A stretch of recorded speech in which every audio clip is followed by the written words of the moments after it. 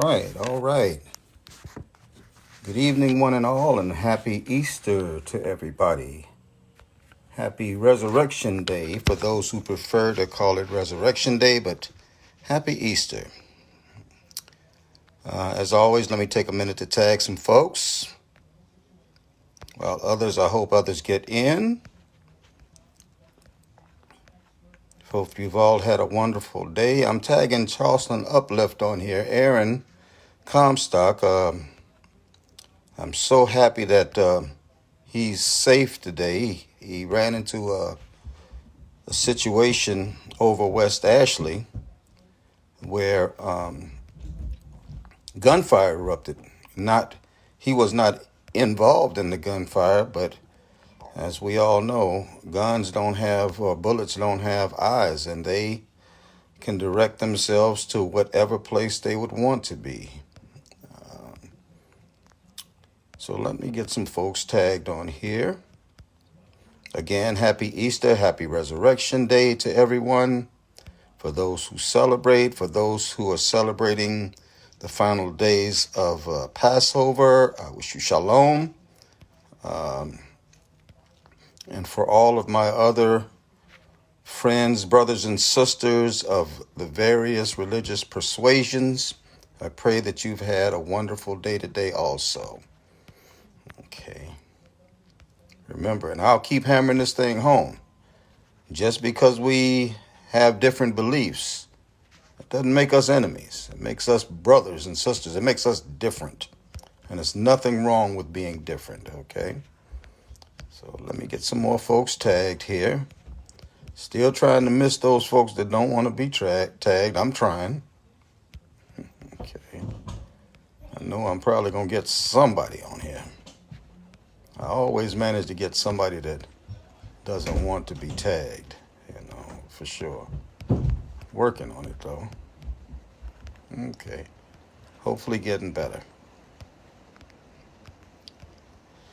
I pray, I talked about it in my last live, and I'm going to say it again. For those that did worship today, I really sincerely hope that you decided not to do so in what they would call the corporate setting, that you didn't go into a gathering inside of a house of worship where you potentially could put yourself and others in harm's way because of the COVID-19 coronavirus.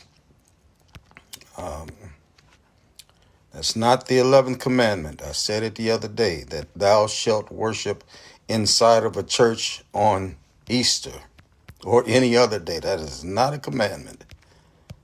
So I just pray that everybody kept themselves protected today. And I also pray that everybody, no matter who it is, if you're able to, that you're staying at home and not interacting out in the public unless you absolutely have to. That you're following the guidelines for washing hands frequently. Please, it's so important. 30 seconds at least washing your hands.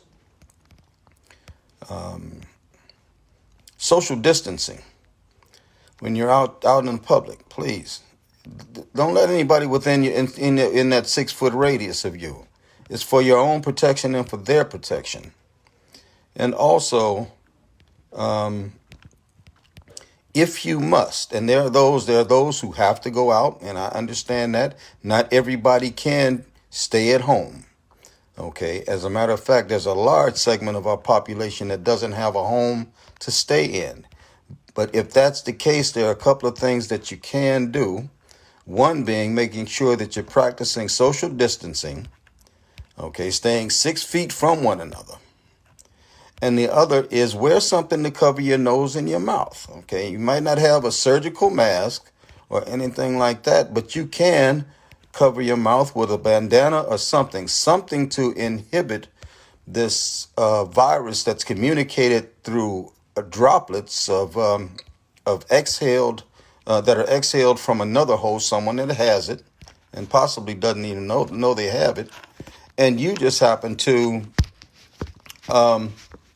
be in the vicinity close enough for those droplets to either land on or in your eyes or in your nose or your mouth, and then you contract COVID-19 coronavirus. And of course, the original word that went out to everyone was that this only attacks older people. Well, it's one thing about it. A lot of times older people know that they have pre-existing conditions, and many don't. But there are a lot more younger people who have pre-existing conditions, weakened immune systems, especially with black and brown skinned people with hypertension and diabetes and these other different underlying conditions that weaken our physical ability to fight off this virus. So no matter what age you are, everyone is susceptible to this virus.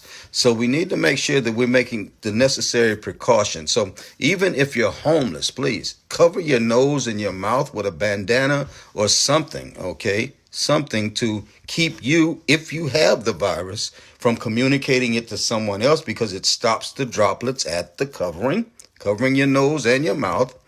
And also, if there's someone around you that has the virus and you don't have it, keeping you from being infected by them. Because just remember, either you or someone else, no one knows when they contract this virus. And there's an incubation period of up to 14 days where a person can have this virus and communicate it to someone and not even know that they have the virus. So this is about that educational process that I'm going to continue to speak on. Some folks say I'm trying to scare people. And if that's the case, so be it. Yes, I am. Because COVID-19 coronavirus is killing folks. It's killing folks. Once again, good evening, everybody. Happy Easter to everyone. Resurrection Day to everyone. Let me back up and give some personal shout outs right quick before I get into this. Mike, what's going on, man? Good to see you. SC Toys Click in the house. Yes, sir. Yes, sir. Yvette and Martha. Rez, what's happening, brother? I want to thank you and Dana for, the mask for sure. The enough mask.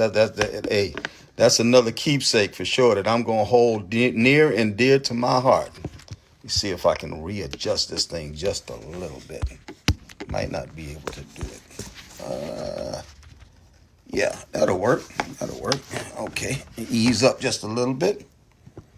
Sister Soldier in the house, I see you. Yeah, I see you.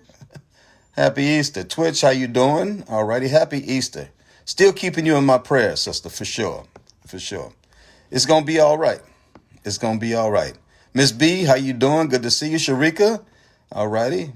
Sebastian, what's going on? Alrighty. Maria, Chi-Town in the house. Good to see you. Philip Mack. Hey, we need to do something else out on Watmalaw for sure. I know Miss Bertha, I know she ready. We need to do something. As soon as this epidemic, this pandemic that we under, as soon as it breaks, okay? And it's going to break, folks. A new day is dawning. It's going to dawn. It's going to come. We just need to be ready. Wyatt, what's happening? Alrighty. Mac Finch, all right. Shauna Leah, hello, all the way to the West Coast. Alrighty, good to see at home. Thank you, sister. At home, that's for sure. Donovan, what's going on? UL, what's happening? Aaron, alrighty. Missy, what's going on? Ellen, good evening. Seasons, greetings. Happy Easter, happy Resurrection Day, happy Sunday, happy life, okay? Because no matter which way we look at it, if we're able to get on Facebook right now, life is good. Because there are others who have not had that luxury. There are others here in the United States. What's up, Tom? All right, good to see you. Sunshine Nelson. Robin, all righty. Shalom. There are others in these United States who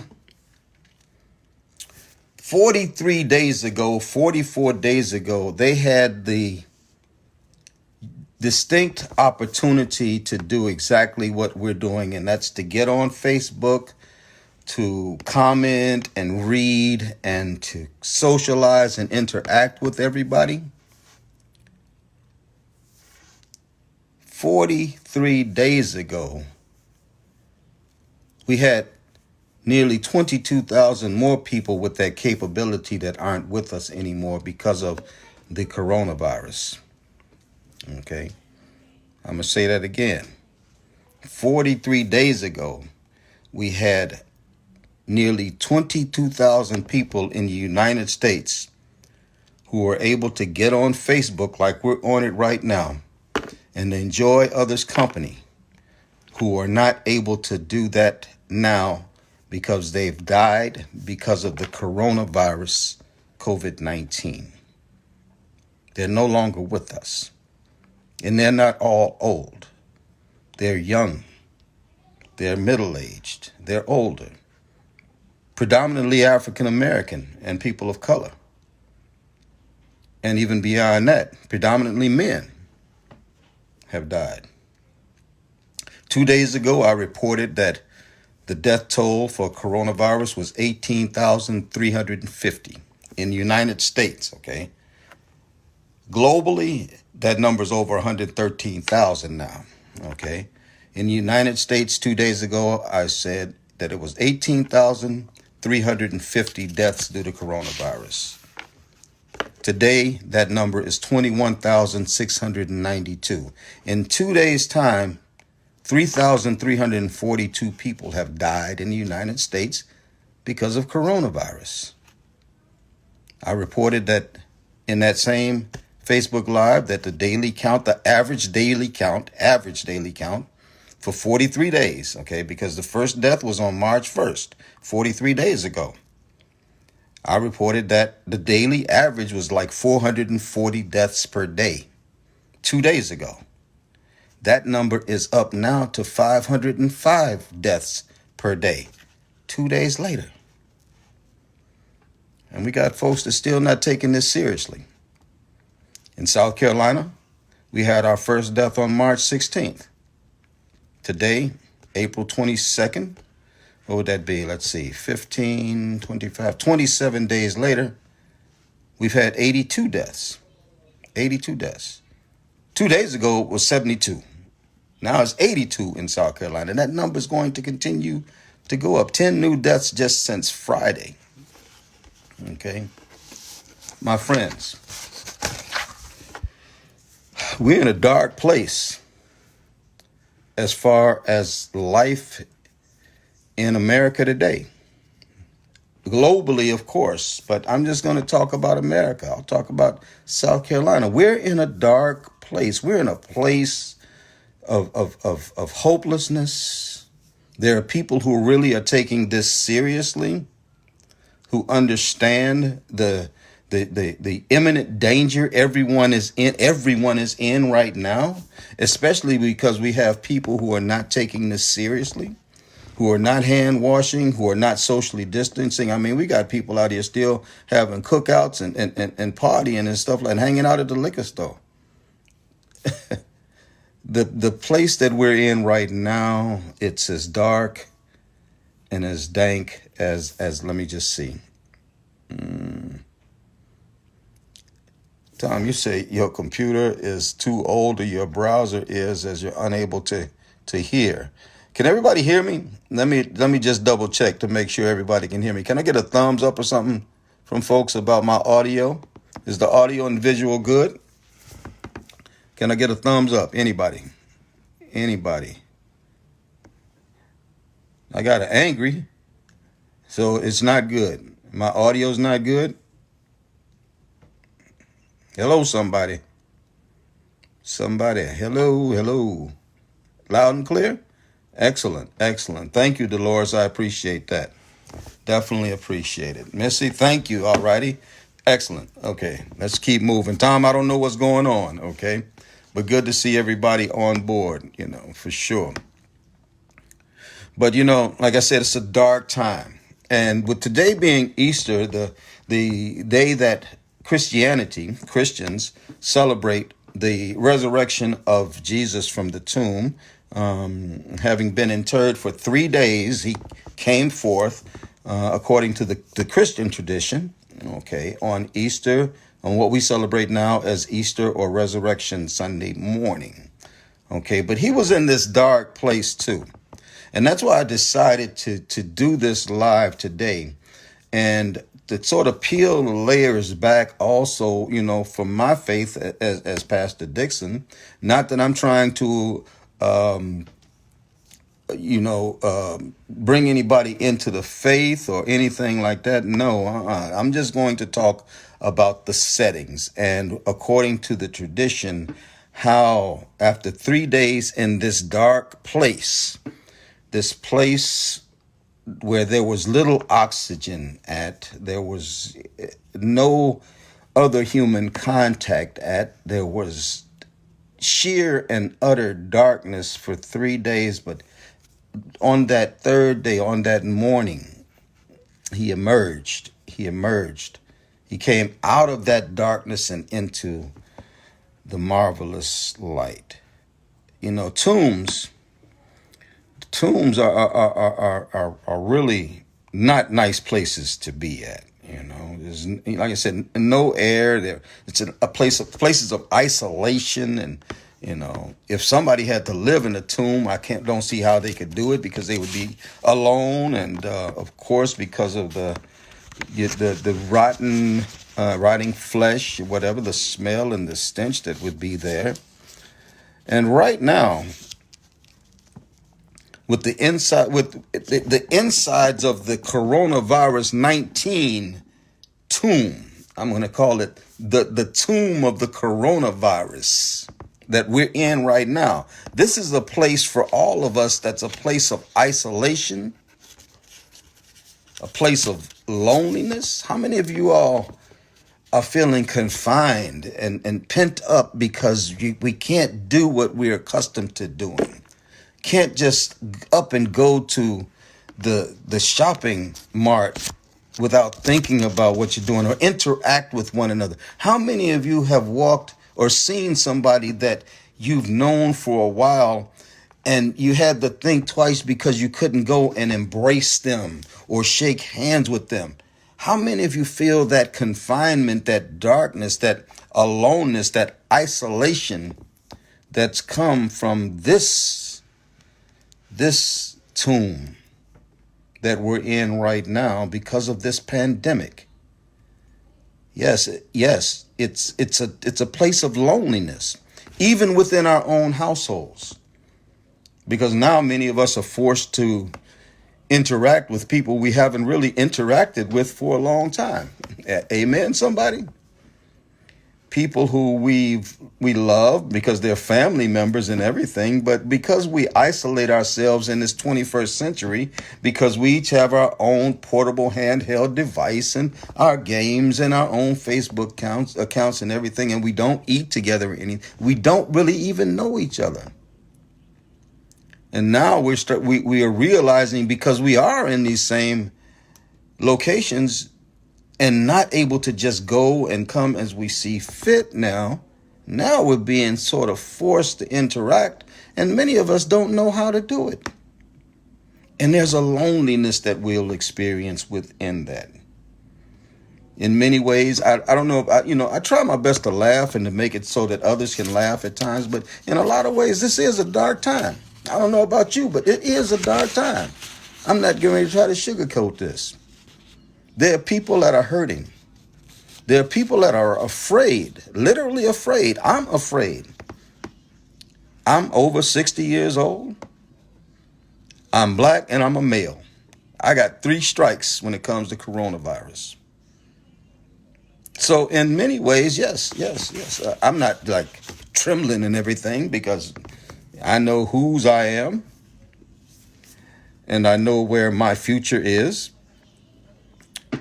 But there are many who are really deathly afraid of what could happen in the midst of this virus that has literally placed us inside of an invisible tomb and locked us all in. And it's not only just us. This tomb is a physical place of death and all the pain that comes with death and some. Remember, 43 days in the United States, and we've had nearly 22,000 deaths. Yes, this tomb is a place of death, and nobody knows who's next. We are literally in an invisible tomb right now, enshrouded, surrounded by death and dying, surrounded by pain and suffering, surrounded by fear of what we don't know and what's next, surrounded by wondering, will it be me, someone I love, someone I know? Or will I just open up my Facebook page and again see down my timeline case after case of people saying, so-and-so passed away yesterday. Will you pray for the family? And I see it time after, like I've never seen it before. People asking for prayer for those who have passed. And we are trapped. All of us.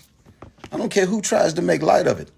If those that are willfully ignorant, just totally denying what's going on, which there are a lot of those too. There are a lot of people who are just denying what's happening. But for those of us who know what's happening, we are trapped. We are trapped in a tomb. A tomb that we just pray that that day we will emerge from that tomb will not be far away and not extended. But that day is coming. We will come out of this tomb. One day, this too shall pass. I'm just going to say that, okay? But inside of the same tomb, it's not just those things that are the loneliness and the isolation and the darkness and everything. There are things that have happened within our society, within our community that have contributed to the darkness that's inside of there. Inside of the COVID-19 tomb are also the physical factors that have contributed to the slow death of black, brown, and poor people for decades, and are now contributing to the COVID death rate at an exponentially high rate for those and not white people, unless they're poor white people. Look at it. The contributing factors that would all be the physical factors that would be inside of the tomb, sealed inside of this COVID-19 coronavirus tomb, would be the lack of affordable health care. There are people right now who have been afraid to go to a doctor because they don't have health care. And we could have had universal health care for everybody a long time ago, like most of the civilized nations of the world. But they've refused to do so here. Certain people have refused to do so in the United States of America. And because of that, inside of that tomb, there are those who have died already because of lack of universal health care. The ability to get a quality public education is inside of that same tomb. A quick way to kill people because you limit the opportunities for life, liberty, and happiness when you don't give a person a quality education from an early age on up. The death rate being higher for those that don't have a quality public education. Those who the incarceration rate higher. The likeliness of being involved in criminal activity higher for those who don't have this. So these are things that are physical things that are inside of that same coronavirus tomb that are weakening the systems of people and allowing this virus to attack them. And the end result being death. Having to work for slave wages.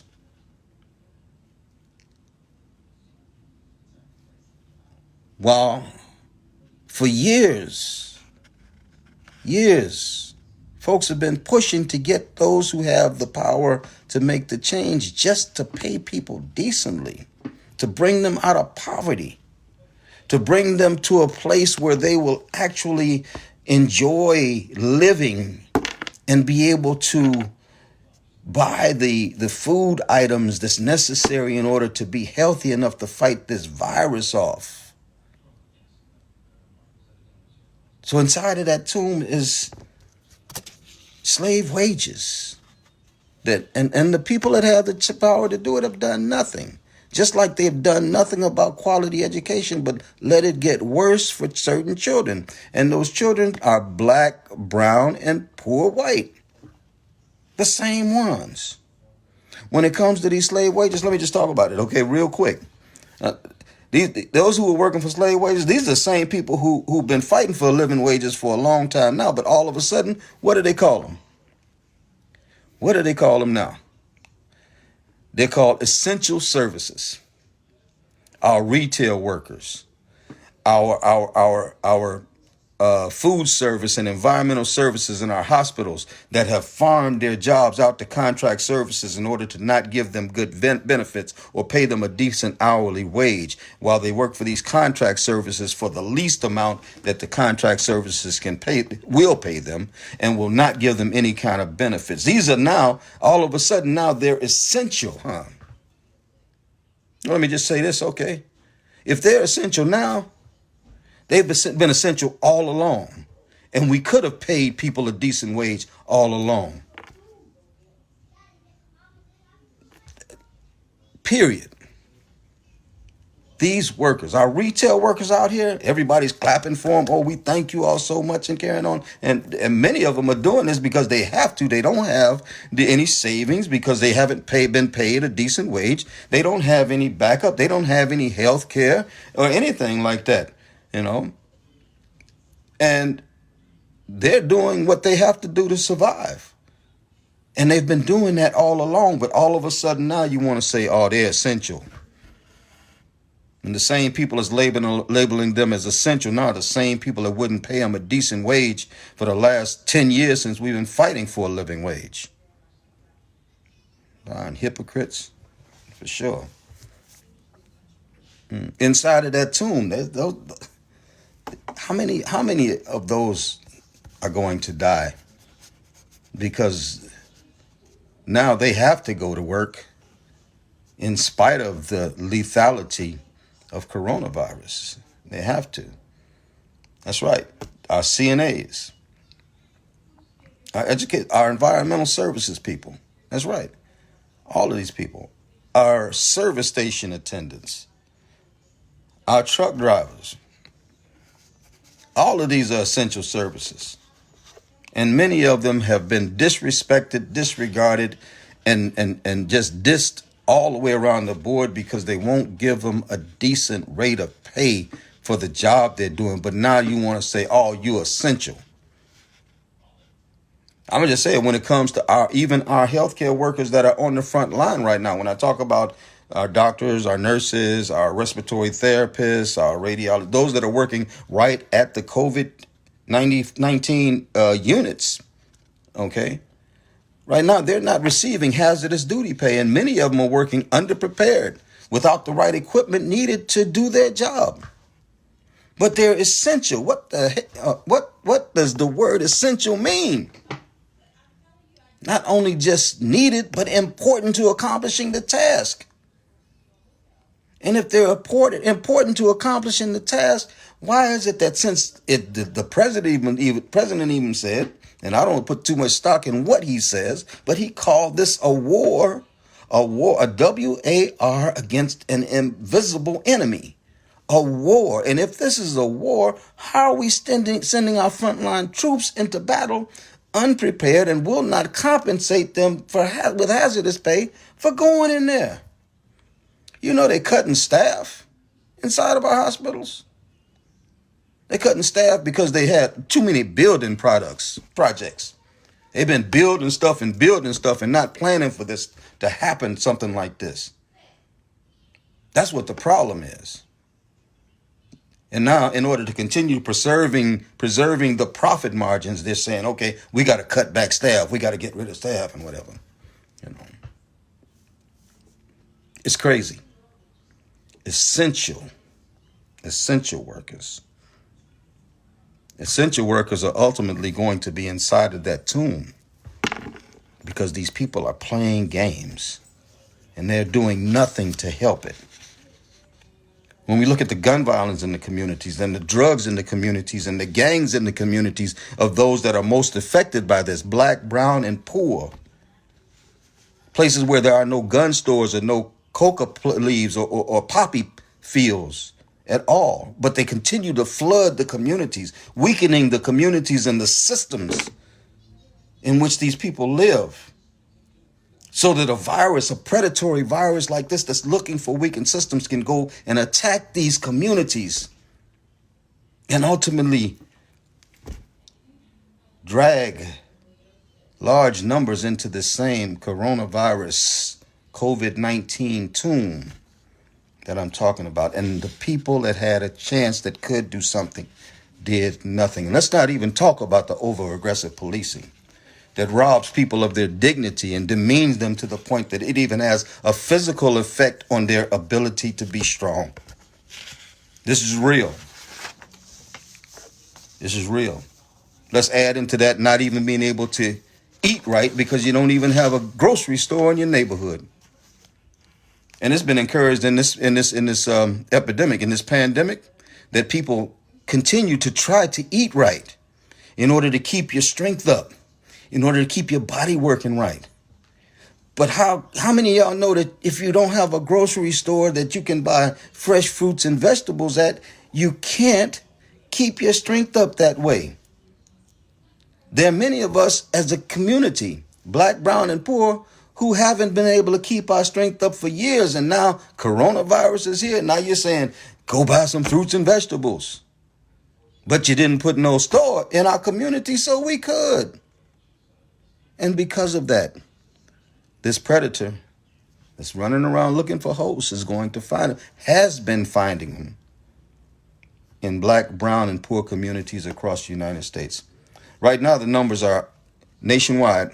70% of the deaths due to coronavirus were black people. 70%. 70% black folks. I could give the numbers here, but I get so mad because DHEC here, they have the numbers broken off into black folk, white folks, and unknown. What the heck is unknown? But they don't want it to look as bad as it is, huh? White folks are 67% of the population, but black folks and unknown together is 59% of the deaths. What the heck is unknown? Black, white, and unknown.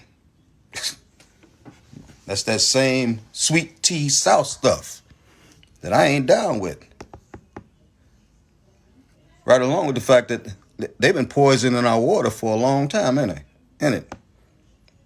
Ask my girl Deanna Berry Miller up in Denmark.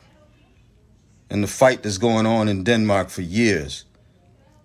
And the sorry mayor that allowed it to happen to his own people. People look just like him. They literally poison people there. And it's not only in Denmark, it's all over South Carolina. Bad water systems. And the people know that these systems are poisoned. And they continue. All of these things together have weakened the system of us, our systems as a people, and have got us sealed in this darn tomb now that's called coronavirus, COVID-19. Or we're sealed inside because of all of these different things. But I'm here to tell you, though, and you can take it from me. Goody, what's going on, brother? You can take it from me. A new day is coming. Trouble don't last always. Them Christians like to say, weeping only endures for the night, but joy cometh in the morning. And all of these things are real, because this is not going to be forever. This too shall pass. When I was in high school in the 60s, I went to high school with Fred Flintstone and them. In the 60s, there was a song by a group called Tommy James and the Shondells. They said, it was called Crystal Blue Persuasion. I think it was about some dope that we had back in that day. But it said, that a new day is coming. Definitely. Look over yonder. What do you see? The sun is rising.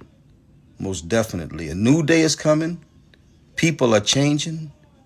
Ain't it beautiful? Crystal blue persuasion. A new day is going to come. How long? I can't say not long. I can't say very long. I can't say any of that, but I know a new day is coming. A better day is coming.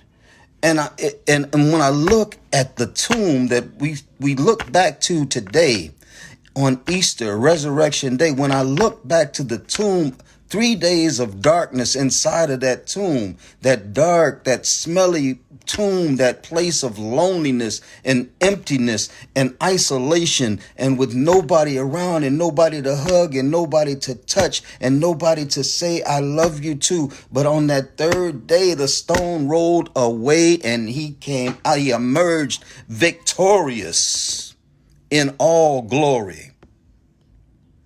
And I believe that's a picture of the way that we're going to come out of this coronavirus pandemic that we're locked in. I don't know what the numbers are going to be in the end. I don't know who's going to make it and who's not going to make it. But I'm here to tell you that just like in 1918 with the Spanish flu pandemic, people survived. They came out.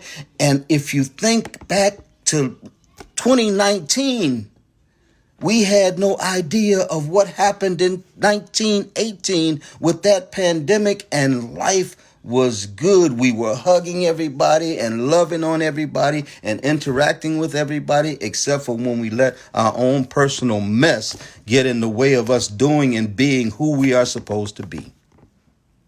Come on, somebody. Inside of that tomb for 3 days.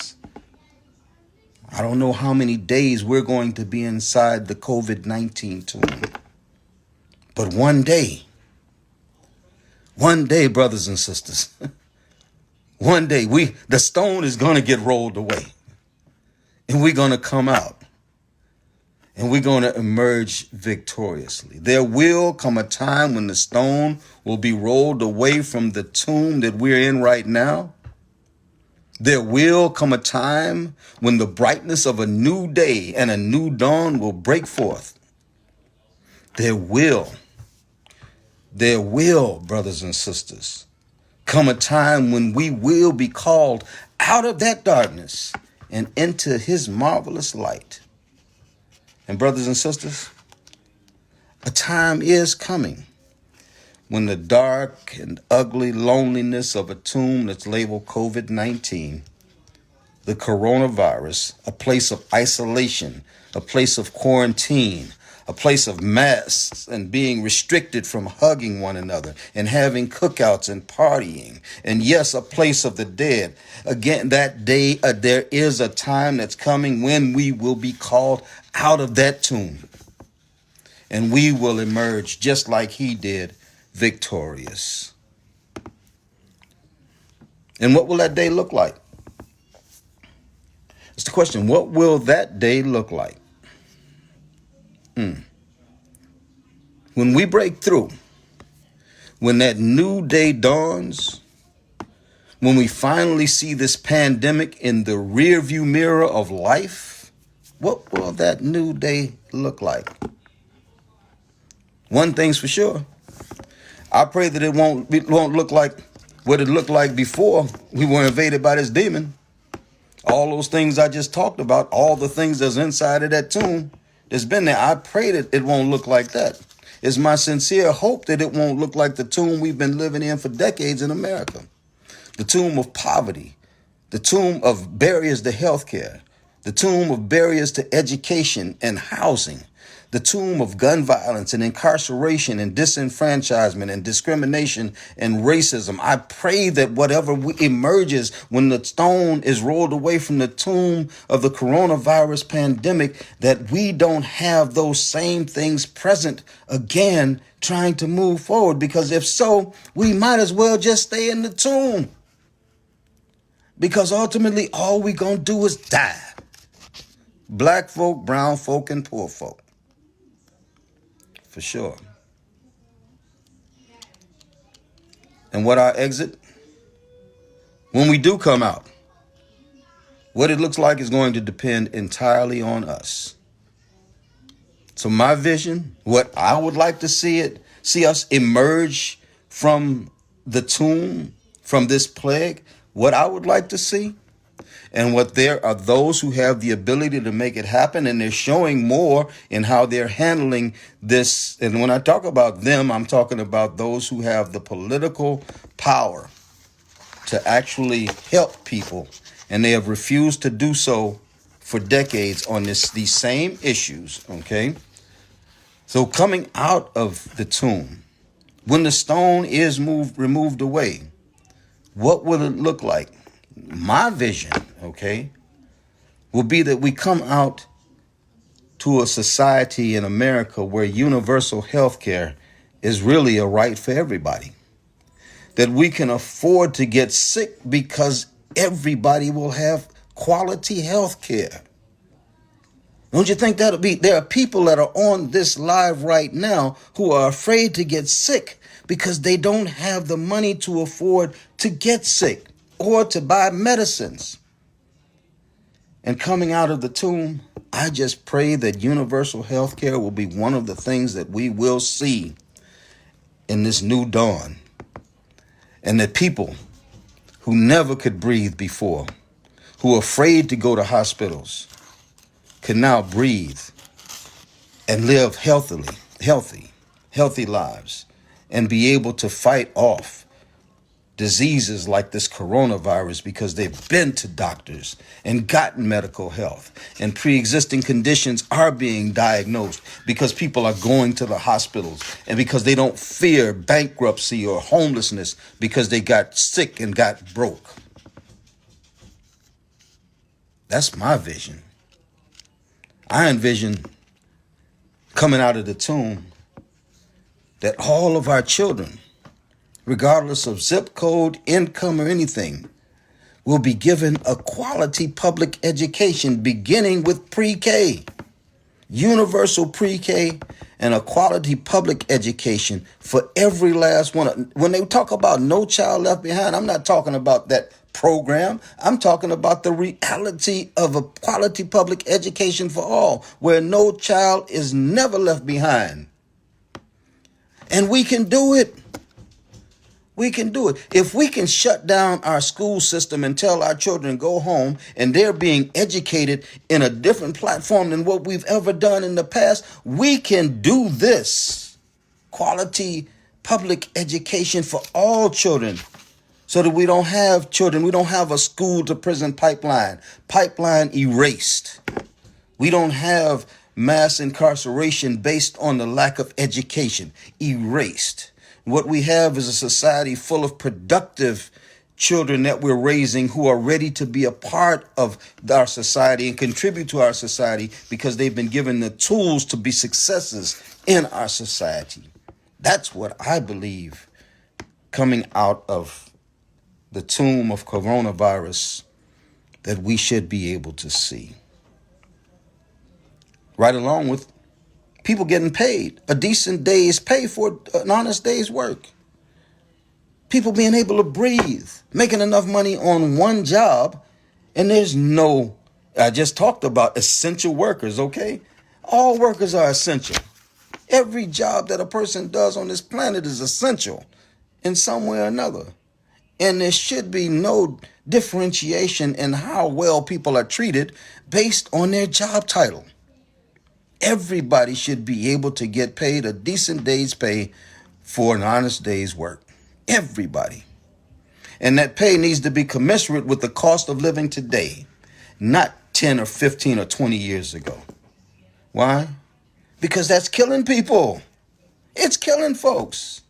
And if everybody had enough pay on their one job to afford, especially the way housing prices going up and gentrification, to afford a place to live, keep a roof over their head, food in their refrigerator, and have a little bit of bank left over, people's lifestyles would be better, and they'd be also strong enough to getting stronger to fight off this virus and other virus. And so coming out of the tomb to be able to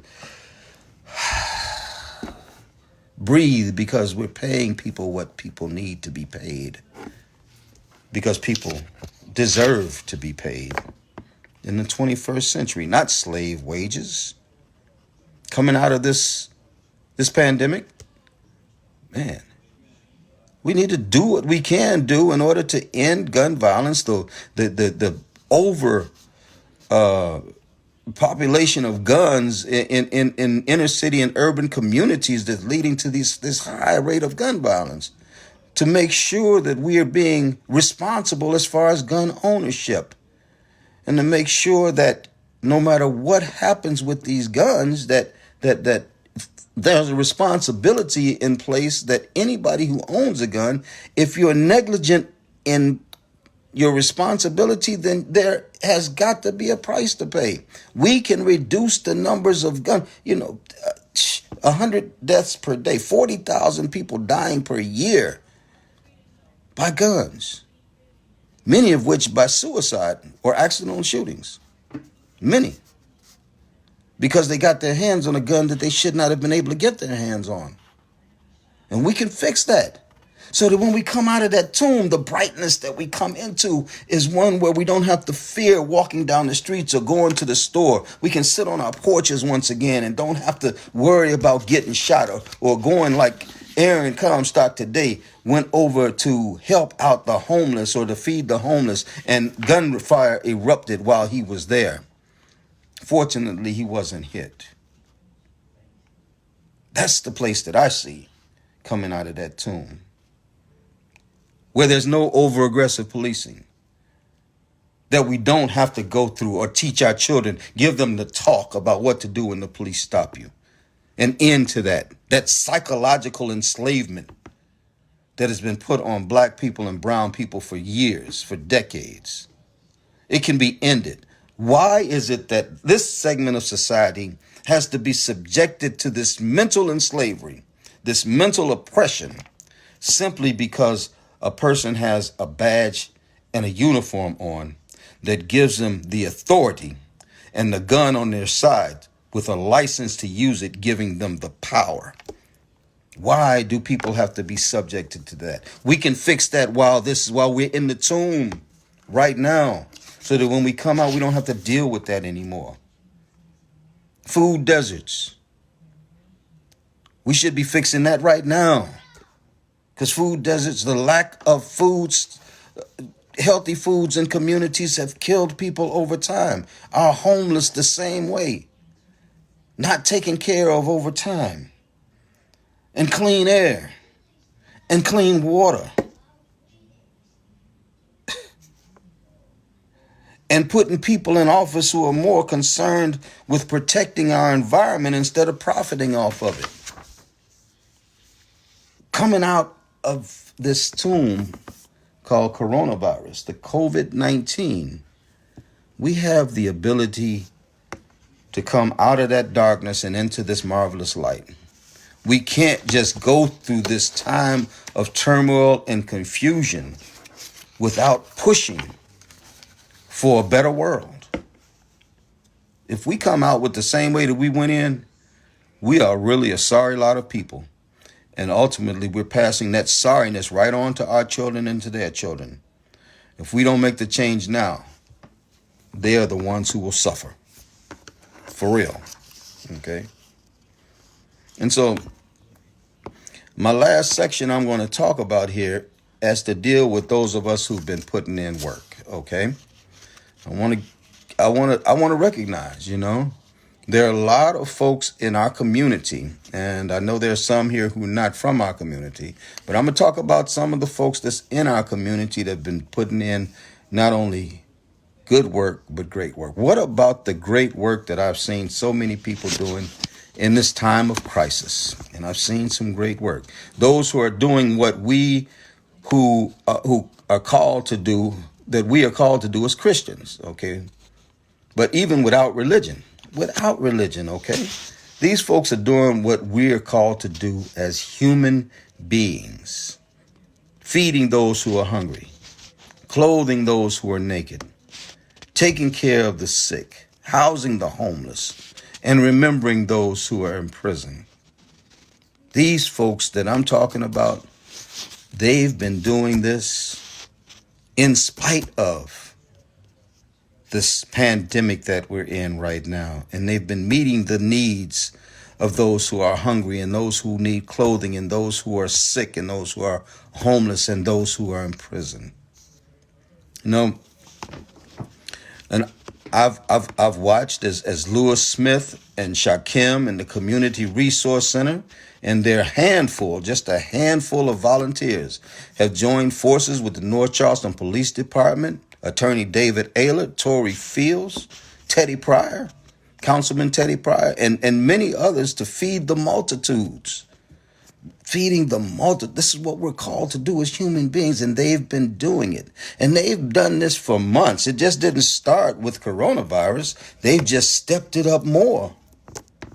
They've stepped it up more. And they've collaborated with these other organizations, other groups, in order to make it happen, just as they've done for months. But I've watched as Councilman Mike London and Councilman Jerome Hayward and Attorney Gerard Frazier and the rest of their team at Blue Note Bistro. I've watched them serving car after car, family after family, heart after heart, one household at a time with food and goods that are necessary for those people to survive this plague. Coming together to serve, to make it happen for folks that have run into something that they never expected they would see in their lives. In that tomb, inside of the tomb called coronavirus, COVID-19. But I've seen Kevin Hollenshed, Marvin Pendarvis, Jesse Williams, and the Humanities Foundation doing the same over at Royal Missionary Baptist Church for those in need during this critical time when people are hurting, just trying to survive. And again, I say, but. And of course, then there's Aaron Comstock and Uplift Charleston. And the group that's been feeding in Conway Park every Sunday consistently for years, serving the underserved, forgotten, and often invisible in our community we call the homeless. And there's Miss Taz and Therese Legree and South Carolina Rhinos and so many more real public servants who have never looked for recognition, but have kept their boots on the ground before this pandemic even kicked off and continue to do so now. Real servants. But many of the names that I've mentioned here, many, but not all, okay? I say but because of this, okay? Many of those that I've named, and not all of them, but because they refuse to work with each other right now, even during this pandemic, okay? For whatever reason, we see this group doing that. We see that group doing that. We see this other group doing that. We see those that are unfortunately bickering with one another inside of this pandemic. Even while we're in the darkness of this coronavirus tomb, we're seeing this. So what do you think they're going to do as the stone is finally rolled away and we emerge on the other side? What do you think? You think all of a sudden they're going to come together and it's going to be this kumbaya moment and everybody's going to be lovey-dovey and putting together to work? Are they going to continue to act like they are the community by themselves, individually? Or will they band together and work together for the good of all? Because if they don't, that bright spot on the other side that I just talked about, my vision is coming out on the other side. If these groups, if these individuals don't begin to work together, just think of the force that could be there if all of these groups work together. Some are, others aren't. And some, for some reason, I don't understand it. In the social justice environment and the church environment, I've seen territorialism. But when people are hurting, we don't have the luxury of being territorial. We don't have to have the luxury of saying, this is mine and this is mine and this is mine, or those are mine and those are mine. We don't have that luxury. People are dying. People are hurting.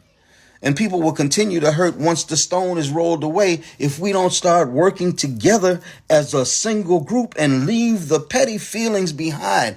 Get rid of them. It's time to stop it. And if we don't get right in the midst of a pandemic, we'll never get right and start working together. Come on, somebody. Yes, I look at all the great work that all these amazing people, and they are all amazing. Everyone that I mentioned, everyone. My bravo, salute. I look at the great work that they're all doing, and so many more, okay, that are doing in the midst of this pandemic. But what will that work look like when we emerge from this plague? That's the question. What will happen when the stone of this coronavirus tomb is finally rolled away and we emerge from the darkness of financial uncertainty? When we emerge from the darkness of isolation, and yes, when we emerge from the darkness of death and dying. And again, we are coming out of this. This too shall pass. What will it look like? I encourage all of those that I've named to please answer these most important questions for each of yourselves individually. Again, this is all up to us.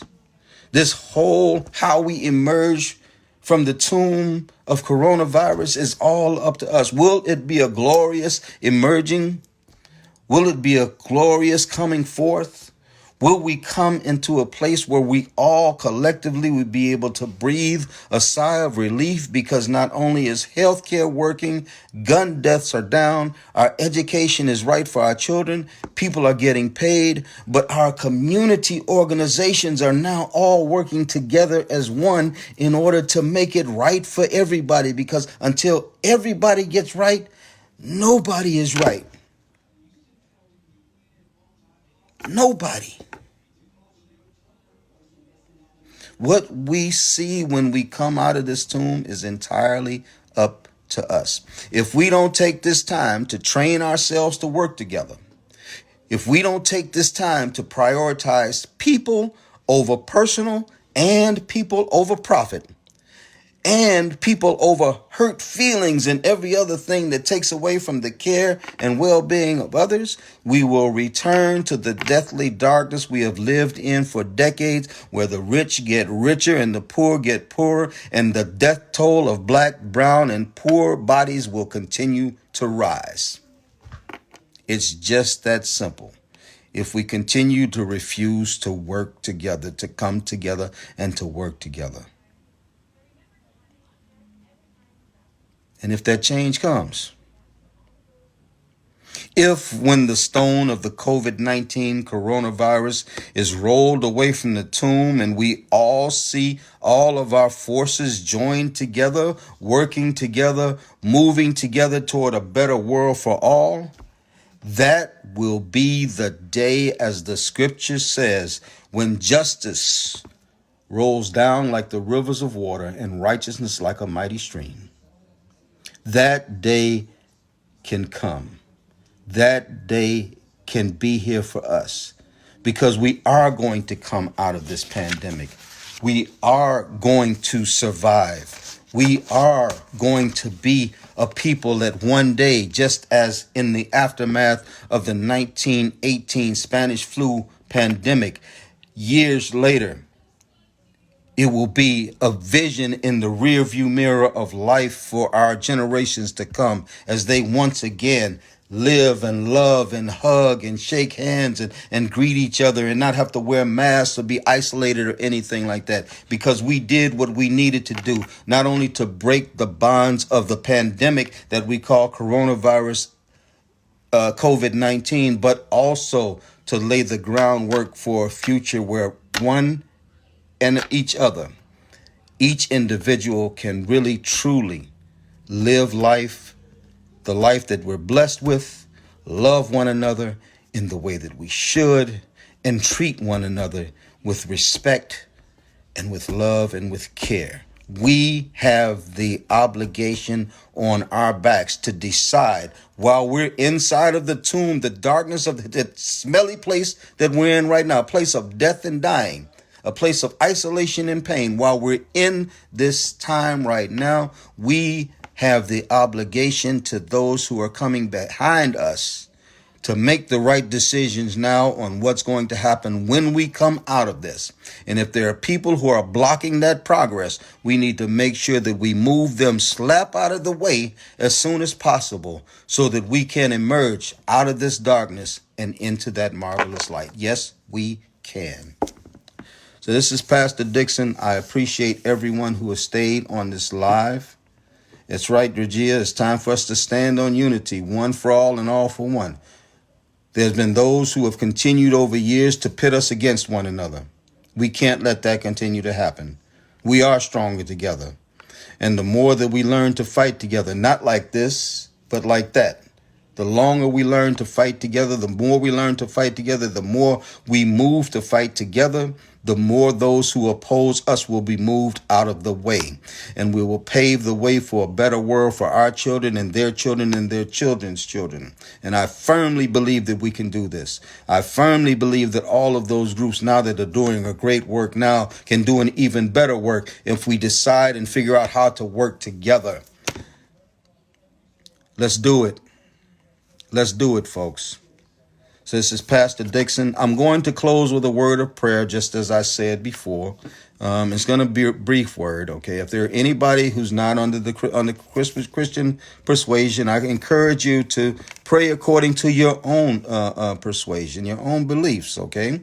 But I'm Pastor Dixon. I'm a Christian pastor, and I'm going to pray according to that. And I mean no any offense by this, but let me take it to the throne room. Father, this day, I thank you, Lord. I thank you for the humility that you require of everyone who comes to you, that in that humility, we all can see the truth, that you will lead us and guide us into that truth if we come before you in humility. Today, as a message, a challenging message has been brought forth, Lord, I pray that it's fallen on good soil and that over time, that the seed that was planted here today, a seed of ultimate unity, a seed that says that when this coronavirus is lifted by your divine guidance, Father God, that we will emerge, Lord, and we will see a tree of righteousness planted in the garden outside of the tomb, that we will see the bright light that is our future and the future of our children, that we'll see that light because we've done the work it takes in order to make the change for their future to be the brightest that it can be. Father, strengthen us. Strengthen us in our resolve to bring change where change is needed and not to back down, not to say no, not to turn our heads or be bought out, Father God. Show us, Father, and strengthen us as we move forward to make the change and bring a better place for everyone. I pray these things and I ask this blessing. I ask a blessing over all that are here on this live today. And I thank you for presenting this message, Father. And I give you thanks and praise in Jesus' name. Amen. Listen, everyone, you all take care. God bless you all. I love you all. And like I always say, I love you and ain't nothing you can do about that. Even those who don't care for me and don't like me, it's all right. You'll be all right because you can't stop me from loving you. That's for sure. Until the next time, please keep our nation lifted in prayer. Nearly 22,000 deaths, over 22,000 deaths because of coronavirus. Our numbers are jumping up fast in South Carolina. Please stay safe, hand wash, practice social distancing. If you got to go out, because people do have to go out, wear some sort of mask. You might not have the surgical mask, but if you got a bandana tied around your nose and your mouth, please protect yourself and protect others. You might not know that you have the virus, and others that you encounter might not know that they have the virus. And some kind of covering, a mask, a bandana, something will prevent that virus from getting into you. At least it's some kind of protection. Okay? So I love you all. Okay. Wishing you, JD, a happy resurrection to Dave, to each and every one that's here. And Kristen, hit me up, okay? Hit me up. I can refer you to some of the folks that I know that are doing them. Okay, I'll tag them in this. Okay, so they can get in touch with you.